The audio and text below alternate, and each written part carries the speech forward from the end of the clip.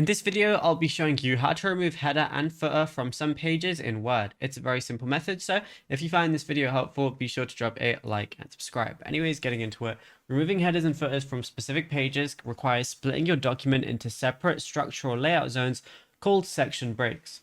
So click your cursor at the very bottom of the text on the page you want your header to footer and change. So let's say I wanted to go over to this page right here, and then I'm just going to click on the very bottom. Now navigate to the top toolbar and then go ahead and click on the layout tab and click the breaks button like box icon. So then once you go ahead and find that, all you want to go ahead and do at that point is under the sections breaks category, select next page.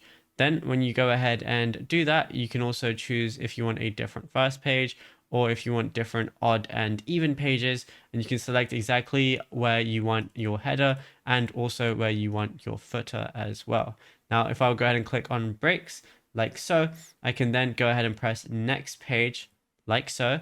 And then as a result, move your cursor to the very bottom of the page where you want the header and footers removed, and then go over and insert another section break and then press next page, and you now have isolated that specific page as well. And yeah, it's as simple as that. Now, if you found this video helpful, drop a like and subscribe.